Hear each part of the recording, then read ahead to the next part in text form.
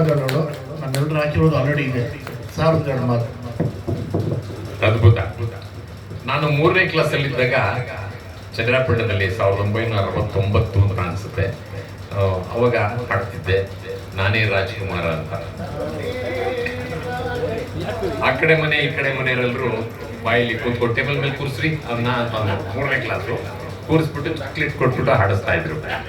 ನಂತರ 3-4 ಅಲ್ಲಿಂದ ಕೊಡನೂರಿಗೆ ಬಂದೆ. ಅಲ್ಲಿಂದ ಅಲ್ಲೇ 5ನೇ ಕ್ಲಾಸಲ್ಲಿದ್ದಾಗ ಸ್ಕೂಲ್ಗೆ ಫಸ್ಟ್ ಪ್ರೈಸು.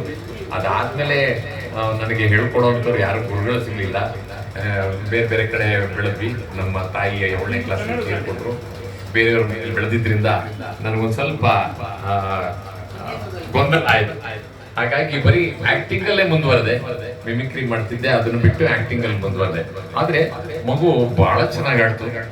ನಿರಂತರವಾಗಿ ನಿನ್ನ ಅಭ್ಯಾಸವನ್ನ ಬಿಡದೆ ನೀನು ಮುಂದುವರೆಸಿದ್ರೆ ಅದ್ಭುತವಾದಂತ ಸಿಂಗರ್ ಆಗ್ತೀಯ.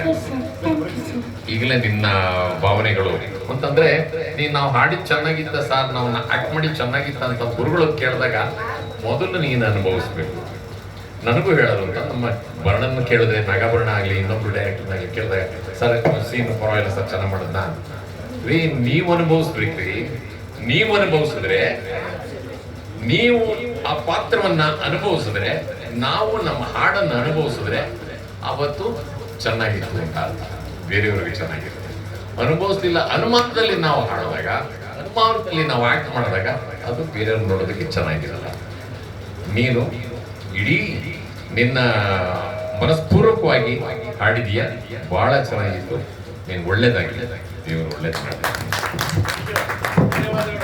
ಧನ್ಯವಾದಗಳು ಸರ್.